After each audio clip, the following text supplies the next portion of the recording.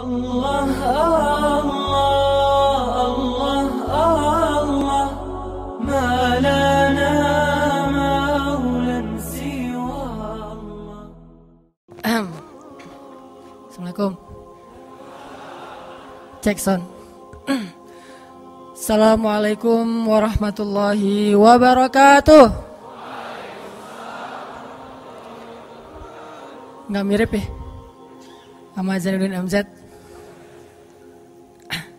Alhamdulillah wassalatu wassalamu ala rasulillah wa ala alihi wa sahbihi wa mawala. Pertama-tama saya pengen ngucapin terima kasih dulu buat teman-teman yang udah perhatian banget ngepoin Instagram saya. Sampai tahu nama palsu saya. Ada yang bilang nama saya Mursyidin. Sampai nyari nomor KTP saya, terus dia nggak tahu gimana cara dapetinnya di internet. Berinisial J, Justin. Yeah. Dan juga buat komen-komennya yang inspiring, walaupun nyelekit. Terus hari ini, malam ini saya pakai armband ya. Cuman ini saya tulis tangan sendiri, nggak terlalu kelihatan. Ini tulisannya God bless jomblo.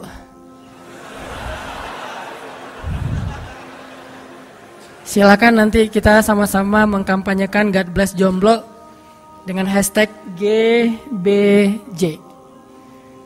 Mudah-mudahan dengan kita terus mendoakan teman-teman single. Maaf ya, bukan jomblo, single. Kalau jomblo kan ngenes ya. Kalau single lumayan. Ini artinya saya sangat empati kepada nasib teman-teman. Dan terus mendoakan supaya cepat dapat bidadari. Malam ini kita akan bahas why ya. Ini nadanya harus sedikit nelangsa. Saya bacain dulu caption yang dibuat sama tukang poster tentang why. 2 tambah 2 minus 1. Udah hijrah, rajin sholat, rajin puasa, tapi kok dagangannya saya nggak selaris orang lain. Padahal kelihatannya orang itu sholatnya setahun cuma 2 kali, pas Idul Fitri sama Idul Adha.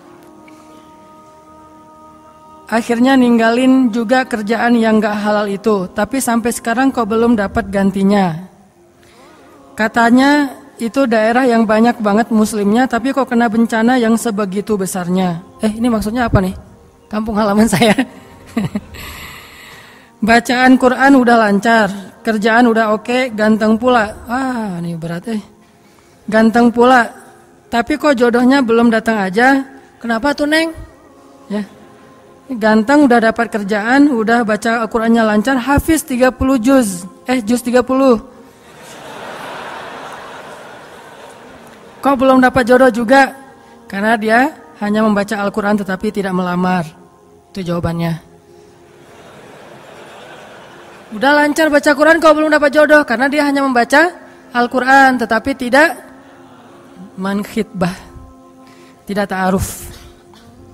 Kadang apa yang udah kita usahain kok hasilnya nggak sesuai sama matematika kita. Kok 2 tambah 2 hasilnya bukan 4. Dan masih banyak lagi pertanyaan-pertanyaan yang pernah hinggap di kepala kita. Apalagi kalau iman lagi ngedrop, bisa sampai muncul prasangka buruk kepada Allah. Nauzubillahi min dzalik. Oke. Why? Jawabannya sederhana. Karena kita membandingkan diri kita dengan orang-orang lain, atau nggak usah diri kita deh, kita membandingkan nasib orang beriman dengan nasib orang yang tidak beriman, sama-sama menggunakan dunia. Padahal Allah tidak banyak berjanji urusan dunia kepada orang beriman. Kalau mau ngebandingin, bandingkanlah orang beriman itu dengan akhirat dan orang yang tidak beriman dengan dunia. Dia dapat apa di dunia, kita dapat apa di akhirat, itu baru imbang perbandingannya. Kalau kita ngebandingin dia dapat apa di dunia, saya dapat apa di dunia, itu perbandingan yang gak matematis menurut Islam, gak logis menurut iman. Baru logis kalau kita ngebandingin, dia orang misalnya riba, terus dia bisa beli aset sekian, saya gak riba, dapat apa nanti di akhirat, itu baru logis tuh menurut iman. Cuman kalau kita hitung-hitungan, dia kok mengawali usahanya dengan cara riba, saya dengan cara yang lebih syar'i, kok dia dapat sekian aset saya enggak, ini secara hitung-hitungannya aja pertanyaannya udah salah sehingga tidak ada jawaban. Jadi kalau pertanyaannya udah salah, tidak ada jawaban. Makanya yang harus diperjelas dulu pertanyaannya, baru nanti ketemu jawabannya. Saya mau sharing sebuah kisah nih tentang 2 orang laki-laki Bani Israel. 1 ahli surga, 1 ahli neraka. Yang 1 mukmin, yang 1 kafir. Yang kedua laki-laki ini juga sempat dikisahkan oleh Allah di dalam surat Al-Kahfi. Nanti teman-teman yang rajin baca Al-Kahfi pada hari Jumat bisa cek tuh. Salah satu kisah di surat Al-Kahfi itu kisah 2 laki-laki Bani Israel, yang 1 kaya, yang 1 miskin, yang 1 kafir, yang 1 mukmin. Ceritanya 2 orang laki-laki Bani Israel ini sama-sama Allah karuniai rezeki sebanyak 4.000 dinar. Sekarang 1 dinar itu kurang lebih sekitar 2,5 juta. Jadi ada 4.000 di dinar. Lalu laki-laki kaya, laki-laki kafir, laki-laki yang tidak beriman, membeli sebuah rumah yang sangat bagus di puncak bukit dengan view yang luar biasa, dengan harga 1.000 dinar. Sehingga kemudian dia datang kepada temannya yang mukmin, dia bilang, yuk ke rumah saya tunjukin rumah baru saya. Datang nih ke rumah baru laki-laki yang tidak beriman. Pas ngelihat dari gerbangnya luar biasa, tamannya luas, ada rusanya, ada kijangnya, ada marmutnya, ada segala macamnya, ada onta, ada kuda, lengkap aja tuh. Ini rumah atau kebun binatang ya? Pokoknya rumahnya keren aja. Terus laki-laki beriman nanya, ini rumah baru? Ya, berapa kamu belinya? 1.000 dinar. Bagus kan? Bagus. Ya udah kamu beli atau 1.000 dinar. Ini rumah kayak gini banyak nih masih dijual. Akhirnya laki-laki mukmin ini pulang.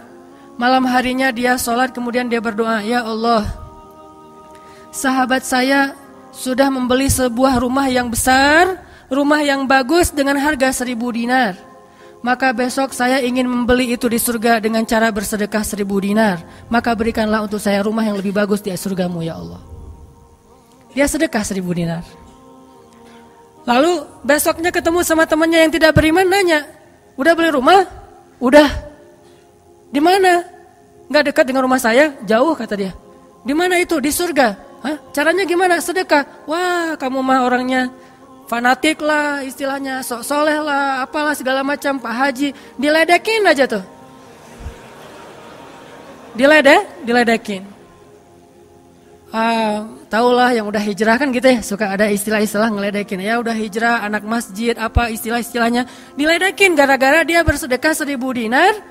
Sebagai ganti temannya yang membeli 1.000 dinar itu bisa beli rumah yang besar. Diledekin terus. Setelah berlalu sekian lama, kemudian laki-laki yang pertama ini yang tadi tidak beriman nikah. Istrinya tuh cantiknya luar biasa. Usianya ABG. Cantik. Setelah selesai dia lamar, nikah, pas hari pernikahan ngundang temannya yang beriman. Datang ya ke acara pernikahan saya. Acaranya tuh weddingnya itu ada IO-nya, IO terkenal, paling terkenal di situ. IO Bani Israel. Paling. Jadi wedding bukan IO ya, wedding organizer-nya Bani Israel. Kan orang Bani Israel mah orang Yahudi ini kalau bikin acara tuh luar biasa ya. Kayak mereka bikin Tomorrowland segala macam kan. Jadi bikinlah wedding organizer ini bikin acara wedding yang luar biasa, menghabiskan berapa? Kalau sekarang mungkin di TV-TV itu suka diumumin biaya weddingnya itu berapa miliar kan suka gitu tuh. Nah dia ngumumin. Atau kalau nggak dia umumin pun orang-orang bilang, tahu nggak itu acaranya habis berapa? 1.000 dinar. Habis 1.000 dinar. Dia nanya, ini emang habis 1.000 dinar? Ya, maharnya 1.000 dinar. Mahar si cewek cantik. Cewek paling cantik di kota itu aja. Tidak ada lagi cowok kecuali pernah suka sama tuh cewek. Tapi dia dapat gara-gara punya uang 1000 dinar. Saya pernah guyon sama istri saya. Nanti kalau anak kita nikah, maharnya gak usah mahal-mahal. 2 miliar aja. 1 miliar buat dia, 1 miliar buat bapaknya. Nah, 1000 dinar. Udah gitu dia pulang nih orang beriman. Malamnya dia tahajud, dia berdoa kepada Allah, ya Allah, teman saya udah nikah, dan saya mau masih gini aja. Tuh ya, ini pedoman buat teman-teman ya. Kalau ada yang ngasih kartu undangan, tanya maharnya berapa? Maharnya 10 juta. Waduh, saya pas nih 10 juta. Bilang ke Allah, ya Allah, sama kayak dia. Saudara saya, teman saya sudah menikah dengan mahar 1000 dinar. Dan saya masih punya. Saya ingin melamar bidadari di surga dengan 1000 dinar. Nikahkanlah saya dengan bidadari paling cantik di surga ya Allah. Ini 1000 dinarnya, sedekah 1000 dinar. Temannya punya anak, tanya pas lagi reuni SMP gitu ya. Lagi reunian tanya, kok masih sendiri aja? Enggak sendiri, cuma gak dibawa. Itu trik menjawab pertanyaan yang nyelekit tadi. Loh kok kamu sendiri? Nggak ditemenin sama si dia? Nggak, lagi nggak enak badan. Nggak dibawa katanya. Loh kok nggak dibawa? Soalnya masih di surga. Udah aja. Oh di surga gimana caranya? Sedekah 1000 dinar. Wah lo benerannya keterlaluan lo. Habis-habisan dibully. Dibully habis-habisan gara-gara dia nggak melamar cewek dengan 1000 dinar, malah pakai sedekah untuk melamar bidadari hurul ain. Baca surat Ar-Rahman paragraf terakhir tentang hurul ain. Fihinna qasiratut tarfi lam yatumithunna insun qablahum wala jan. Gak ada manusia yang kayak gitu. Qasiratut tarf, cewek yang matanya besar tapi sayu. Matanya besar tapi sayu. Kalau mata saya kecil, matanya besar tuh. Orang sekarang kan banyak pengen mata besar, sampai diedit dulu di B berapa tuh? Aplikasi teh. Itu. Di Fotoras lah, apalah diedit supaya matanya disobek dikit bagian ininya jadi besar gitu ya. Dikasih eyeshadow, dikasih segala macam supaya matanya besar. Kenapa? Mata besar itu simbol dari kecantikan. Makanya bidadari itu bahasa Arabnya hurul ain, yang matanya besar. Lam yatumithunna insun qablahum walajan. Belum pernah disentuh. Disentuh doang loh ya, bukan yang lain. Cuma disentuh aja, belum pernah oleh manusia dan jin. Murni, asli, original. Belum pernah dilihat oleh siapapun, benar-benar tersimpan. Kannahunnal yaqut wal marjan, seolah-olah mereka itu adalah yaqut wal marjan, mutiara yang wangi. Udah mutiara, wangi pula. Yaqut wal marjan. Bukan Yakult yang diminum sehari, itu ya. Yakult beneran. Ditambah lagi nanti di ayat yang lain, fihinna khairatun hisan. Perempuan yang khairat. Khairat itu artinya banyak anak. Subur. Dan di surga itu orang berkeluarga dan beranak pinak. Sehingga seseorang ketika pengen punya anak langsung punya anak, tidak perlu 9 bulan hamil. Dan gak perlu juga sesar. Udah aja lahir. Lahir dengan cara yang Allah ciptakan, sangat indah, tidak perlu ada wahnan ala wahnin, tidak ada kepayahan demi kepayahan, lahir anak. Dan anaknya bisa pesen, request. Ya Allah, saya pengen anak laki-laki, tapi modelnya gini. Nah, bisa. Kalau di dunia kan gak bisa request, terima aja apa adanya ya. Oh gini, ternyata gak mirip. Cuma di dunia, di akhirat mah bisa request, segalanya sesuatu juga bisa request. Udah aja kayak gitu, hurul ain. Sehingga dia tahu, gimana pun cewek ini cantik, tidak pernah bisa mengalahkan satu hurul ain. Seandainya jemari hurul ain, jari kelingking doang, dikeluarin dari surga ke dunia, maka cahaya matahari akan tertutup oleh cahaya jari kelingkingnya hurul ain. Kalau hurul ain sempat keluar dari surga, jatuh ke bumi, kau bidadari jatuh dari langit gitu kan ya. Nah, jatuh tuh ke bumi beneran. Maka nafasnya, satu kali dia bernafas, semua manusia akan mati karena tergila-gila kepada dia. Harumnya nafas hurul ain. Gak usah dibayangin, ntar makin gak bisa tidur. Sekedar ilustrasi doang nih. Akhirnya dia lamar tuh hurul ain dengan sedekah 1000 dinar. Udah aja sih kayak gitu. Dan dia merasa, alhamdulillah saya lebih beruntung dari dia. Saya lebih beruntung dari dia. Gitu matematika mukmin. Baru setelah beberapa tahun, teman yang pertama tadi yang tidak beriman beli kebun. Kebun yang sangat luas.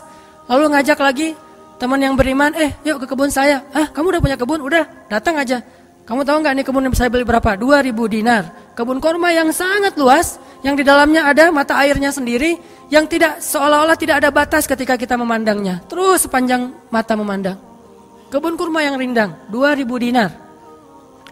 Lalu laki-laki ini pulang lagi, ya Allah, izinkan saya membeli kebun-kebun surgamu dengan 2000 dinar. Karena saudara saya itu udah membeli kebun di dunia.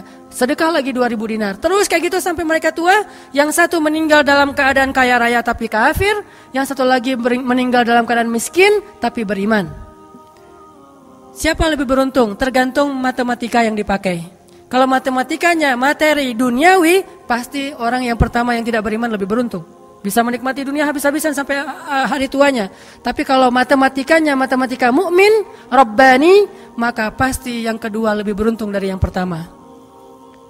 Nanti setelah mereka meninggal, ini ceritanya panjang sekali dan kemudian jadi salah satu tafsir dari Al-Quran surat As-Saffat yang nanti kita baca. Di akhirat, kalau teman-teman tahu kalau kita baca tafsir itu ternyata ya, di surga itu punya jendela. Kayak rumah punya jendela. Cuman saya nggak tahu seperti apa bentuk jendelanya, karena surga itu kata Nabi, ma la ainun ra'at wa la udhunun sami'at. Yang nggak pernah dilihat oleh mata, yang nggak pernah didengar oleh telinga, yang nggak pernah dibayangkan oleh imajinasi manusia. Yang jelas ada jendela itu di surga. Nah, jendela ini apa? Jendela ini dipakai untuk mengintip ke neraka. Jadi nanti kalau ada kisah-kisah penduduk surga menyelamatkan orang-orang di neraka, itu lewat jendela itu.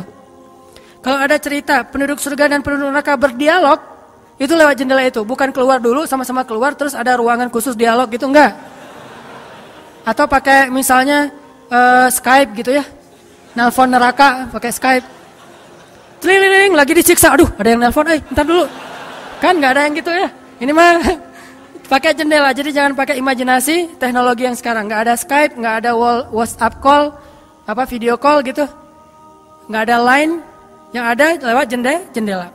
Begitu dia ngelihat ke jendela, dia langsung Allah berikan dimensi melihat neraka.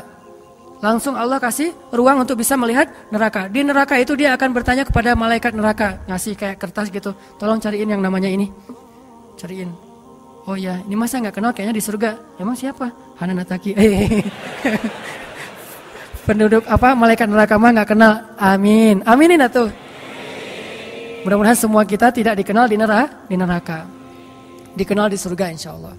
Kalau ini mah nggak boleh heureuy. Ini serius nih mah. Udah aja ngasih nama gitu ya ke malaikat penjaga neraka. Kenal nama ini nggak? Oh ntar dulu nanya ke yang lain. Kenal nama ini nggak? Wah ada tuh yang di pojok sana tuh lagi dihabis-habisin sama malaikat. Udah malaikat yang itu bawain sini gitu. Pas dibawain ternyata itu adalah laki-laki tadi yang di dunia saling bersaing dalam memperkaya diri. Satu memperkaya diri di dunia ya, satu lagi memperkaya diri di akhirat. Bro, gimana nasib lo sekarang? Waduh, saya sekarang disiksa segala macam, dia ngaku kesalahannya. Lah kamu gimana? Dulu kamu katanya beli rumah di surga, terus nikah di surga, terus beli kebun di surga, udah dapat. Wah, bukan dapat lagi. Ternyata 1000 dinar itu bukan satu istana loh, bro. 1 dinar itu sekian ribu istana. Sekarang saya 1000 dinar, bayangin aja. Hah, gitu. Makin sakit kan ya? Makin nelangsa, makin stres. Udah di neraka stres pula, stroke lagi, kena kejang-kejang gitu. Enggak di neraka kejang-kejang aja enggak enak, stroke enggak enak, apalagi udah stroke-nya di neraka kan lebih enggak enak tuh. Orang kena penyakit jantung di dunia enggak enak, ini penyakit jantungnya di neraka lebih enggak enak lagi. Ini mah imajinasi saya aja. Sesuai dengan di Al-Quran surat As-Saffat, dialog antara penduduk surga dan penduduk neraka. Inilah teman-teman matematika untuk mengukur siapa lebih beruntung. Sehingga kita tidak perlu bertanya, kenapa? Why? Saya udah hijrah kok makin susah hidup saya. Dunia itu, akhirat enggak.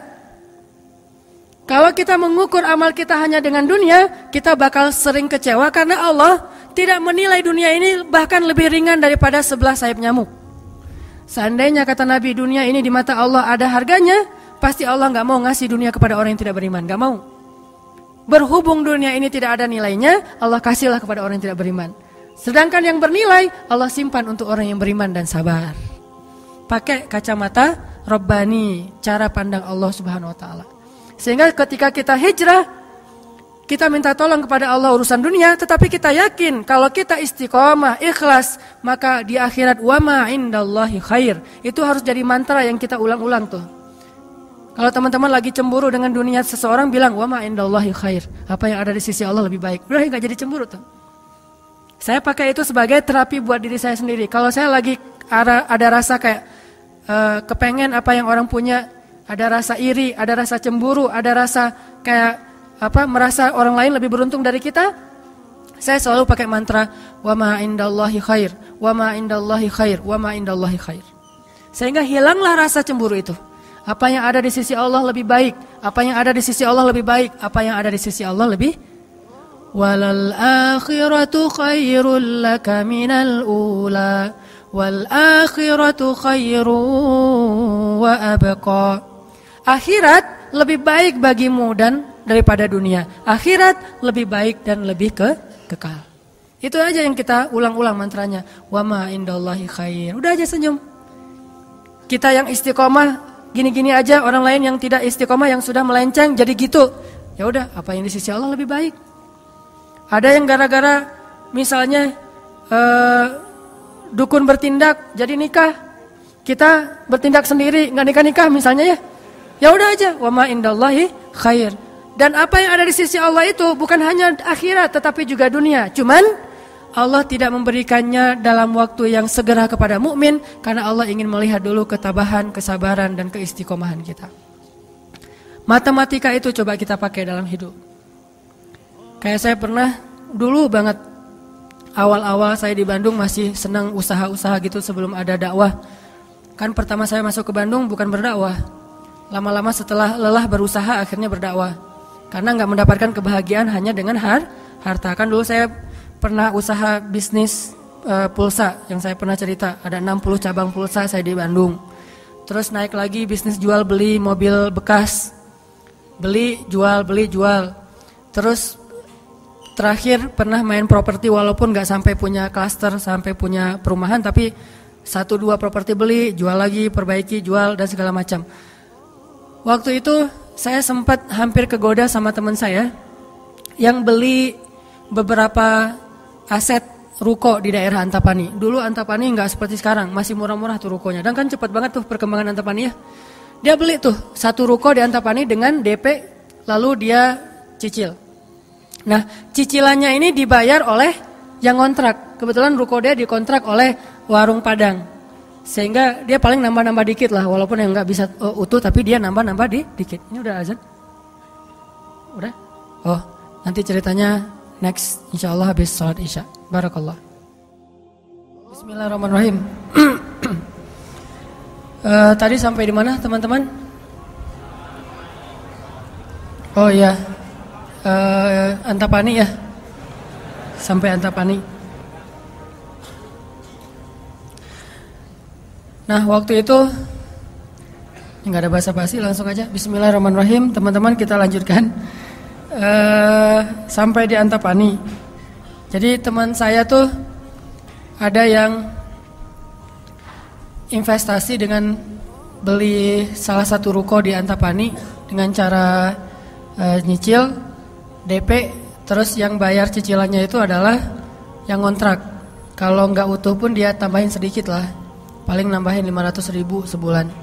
Setelah kurang lebih 3 tahun, akhirnya itu udah lunas, dia bisa nge-DP-in lagi yang baru. Setelah sekitar 5 tahun berjalan, saya ketemu lagi sama dia. Dia bilang, ini semuanya udah ruko saya nih. Udah ada sekitar 6 ruko yang dia punya. Dan setengahnya dipakai sama Alfamart. Sisanya dipakai ada warung Padang, ada apa di situ. Sehingga dengan cara dia bisa cepat berkembang. Saya di awal menganggap diri saya itu agak-agak idealis. Anggapan pertama, waduh saya ini kayaknya terlalu idealis kali ya gitu.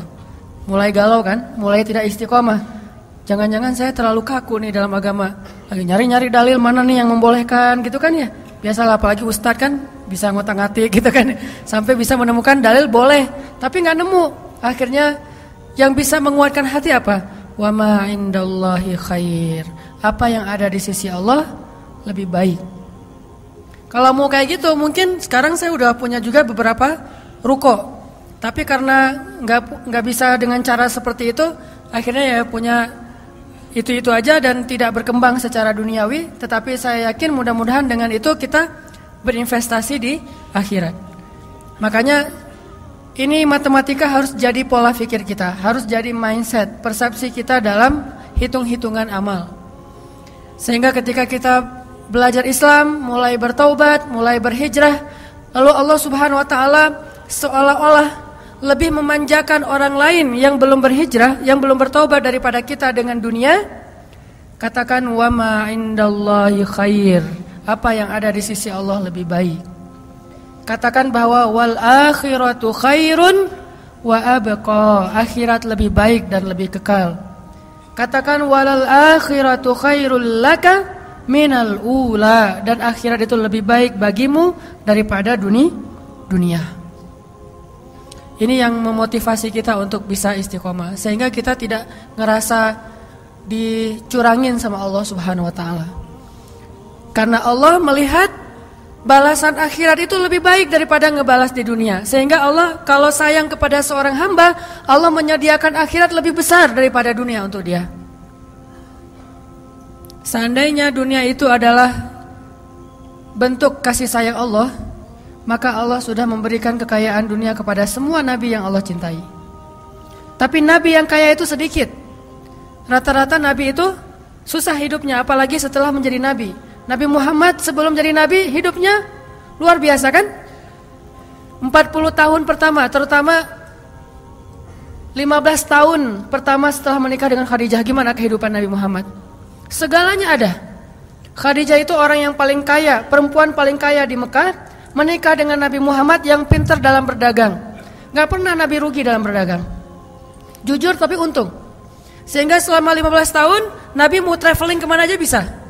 Traveling ke Syam bisa. Traveling ke Yaman bisa. Syam dan Yaman itu jarak yang cukup jauh.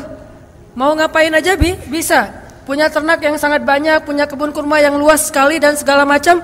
Rumahnya rumah terbaik di kota Mekah. Hidup selama 15 tahun dalam kenikmatan. Begitu jadi nabi, langsung kayak terjun payung, cepat sekali. Sampai akhirnya Khadijah wafat ketika Nabi masih di Mekah dalam keadaan hampir tidak punya warisan apa-apa.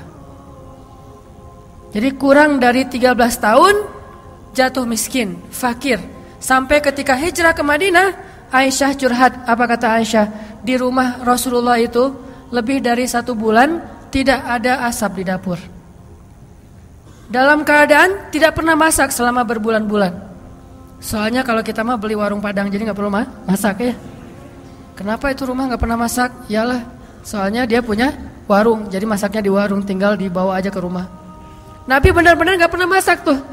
Coba bayangin, pernah gak Nabi bilang gini ke Allah, Allah lah saya kan kerjanya sama Allah, kok malah jadi kayak gini, hidup saya jadi susah gini? Enggak pernah Allah Nabi mengatakan demikian. Kenapa? Karena Nabi tahu logikanya. Nabi benar dalam menggunakan logika hitung-hitungannya. Nabi tahu matematikanya, sehingga Nabi enggak pernah mengeluh ke Allah, kok saya sejak jadi Nabi jadi susah Allah. Katanya saya kekasih Allah, kok saya diperlakukan kayak gini? Enggak pernah Nabi ngomong kayak gitu. Kalau Nabi aja kekasih Allah, malah jadi susah gara-gara jadi kekasih Allah secara duniawi, tidak pernah mengeluh. Terus siapa kita mau mengeluh dan menuduh Allah dengan tuduhan-tuduhan yang tidak benar? Apakah kita merasa bahwa setelah kita berhijrah Allah harus memberikan kepada kita dunia yang di mata Allah tidak ada nilainya? Berarti kita meminta kepada Allah sesuatu yang tidak baik dan membuang sesuatu yang baik. Itulah yang dulu pernah dinasihatkan oleh Musa kepada Bani Israel di dalam surat Al-Baqarah. Coba teman-teman lihat di surat Al-Baqarah itu ayat 61.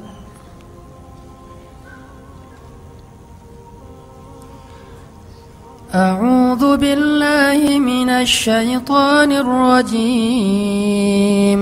Wa idh qultum ya Musa lan nasbir ala ta'amin wahid fad'u lana rabbaka yukhrij lana mimma tunbitul ardu min baqliha wa qithaiha wa fumiha wa adasiha wa basaliha. Apa yang terjadi? Ketika orang-orang Bani Israel hijrah ke Palestina, lalu mereka mengeluh di Palestina karena setelah mereka hijrah, hidup mereka tidak menjadi lebih baik secara duniawi. Perasaan kata Bani Israel, sama aja deh. Sejak kita hijrah, sejak kita masuk agama Yahudi, sejak engkau datang Musa, sawa'un alaina, nasib kami sama aja nih. Sebelum kamu datang dan setelah kamu datang, nasib kami tetap aja susah, wahai Musa. Ini logika Bani Israel. Makanya banyak Bani Israel itu yang kufur kepada Allah karena pakai logika ini. Logika 2 tambah 2 4. Itu logika Bani Israel. Kalau dalam urusan agama, beda kalau dalam urusan matematika. Jangan bilang, "Dek, 2 tambah 2 berapa?" 4. Bani Israel. Jangan. Itu mah matematika. Kalau dalam urusan agama itu logika Bani Israel. Mereka selalu menghitung-hitung itu dengan logika matematika duniawi. 2 tambah 2 4. Sehingga mereka selalu mengeluh, "Ya Musa, sama saja nasib kami engkau datang dan engkau tidak datang dulu. Sama-sama susah. Terus apa baiknya dengan kedatanganmu, wahai Musa?" Mereka menghitung kebaikan itu hanya dari sisi materi saja. Padahal kedatangan Musa telah mengeluarkan mereka dari perbudakan kalau mau dihitung lebih jujur di urusan dunia. Kedua, dengan kedatangan Musa, mereka akhirnya diselamatkan dari kejahatan dan kekejaman Firaun yang membunuh anak laki-laki mereka dan memperbudak anak perempuan. Apakah mereka lupa? Afala ta'qilun ya Bani Israel? Tidakkah kalian berpikir wahai Bani Israel? Ditambah lagi dengan janji Allah untuk Bani Israel. Allah bukakan langit dan bumi untuk Bani Israel. Bayangin, Bani Israel lagi hijrah nih. Dari Mesir ke Palestina, di tengah jalan haus. Musa haus ngadu. Hashtag semuanya viral, haus Bani Israel. Hashtagnya haus. Akhirnya Nabi Musa berdoa kepada Allah, "Ya Allah, beri mereka air." Keluarlah mata air satu untuk Bani Israel yang ada 12 suku. Berapa? 12 gitu? Lupa Ya gitu deh. Oh ini nih. Ya 12 Ithnata asyara aina, 12 suku. Pakai satu mata air. Udah gitu karena Bani Israel ini orangnya gak bisa teratur hidupnya, suka gak bisa ngantri, gak bisa teratur, gak sabaran. Pokoknya tamak aja. Begitu keluar satu mata air, mereka ada 12 suku berantem. Ini gua duluan nih. Siapa lo? Ramai aja antara Bani Israel, cuma bahasanya saya gak ngerti Ibrani. Bukan siapa lo. Udah aja gitu, rame sesama Bani Israel. Akhirnya mereka ngeluh lagi, "Musa, masa sih satu mata air? Nih rebutan nih, daripada kita nanti rame, daripada putus silaturahim, doain dong, minta 12 mata air." Nabi Musa berdoa lagi. Akhirnya keluar 12 mata air. Dimanja banget sama Allah. Udah keluar 12 mata air, mereka minum. Jalan lagi, "Musa, dari kemarin kita makannya perasaan roti wae. Gak ada daging gitu Musa?" Nanya daging.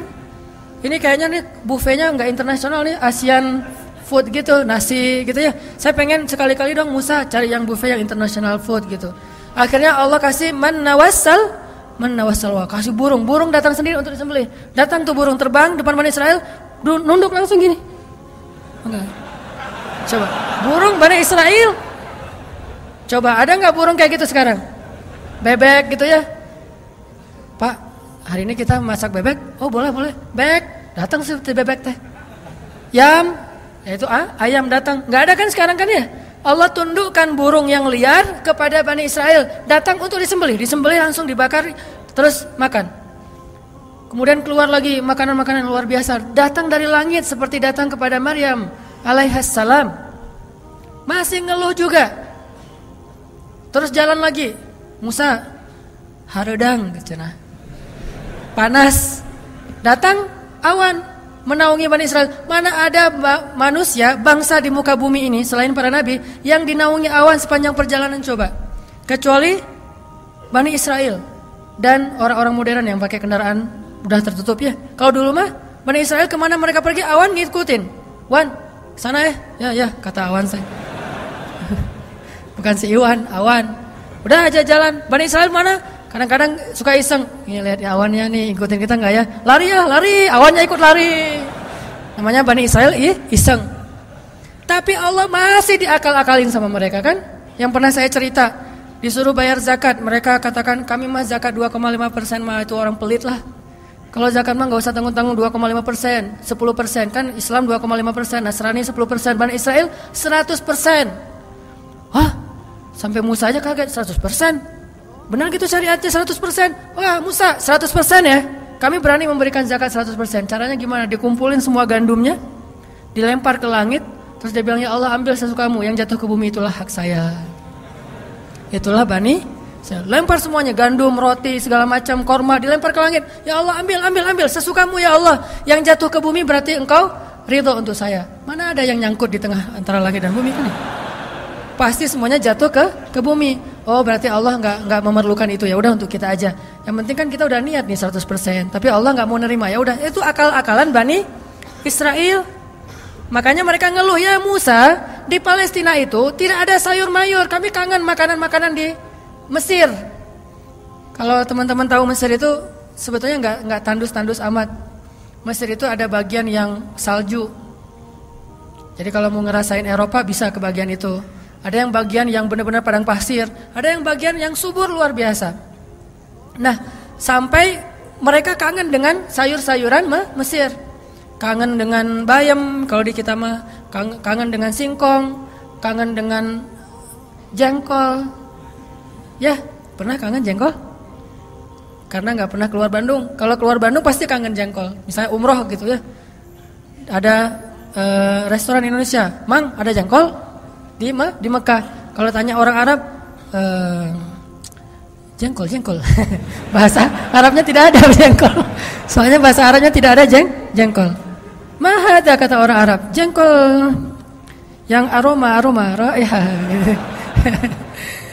Intinya orang Bani Israel kangen dengan makanan Mesir. Terus apa kata Nabi Musa? Qala atastabdiluna alladhi huwa adna billadhi huwa khair. Apakah kalian meminta untuk menukar sesuatu yang buruk dengan sesuatu yang lebih baik? Maksudnya apa? Kenapa kalian ingin dibayar oleh Allah dengan dunia ketika kalian beriman?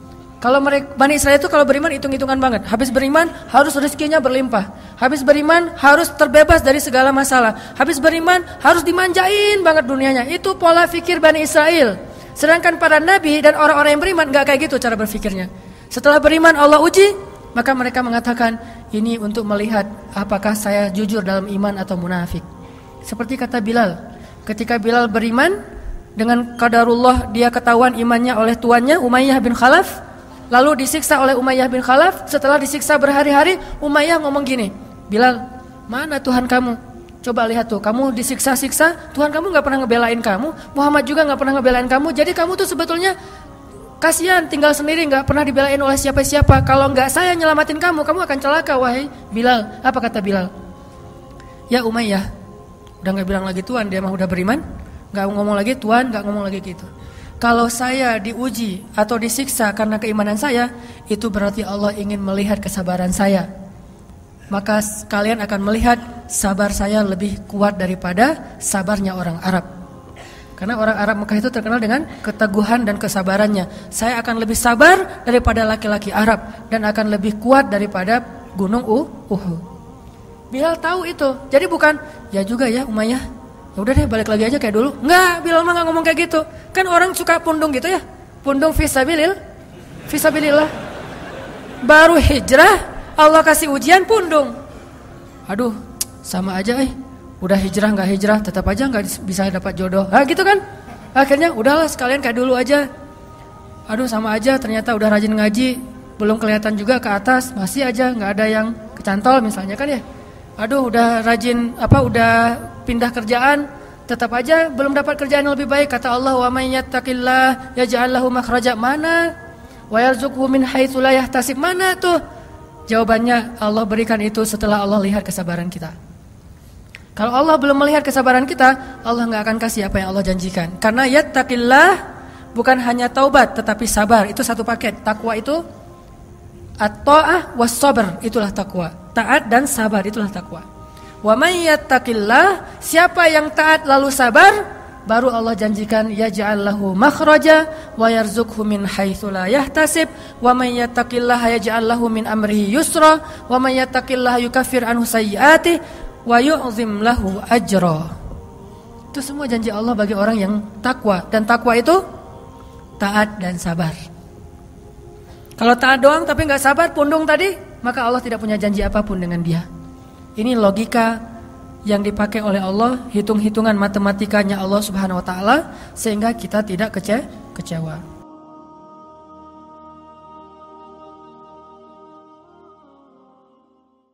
Allah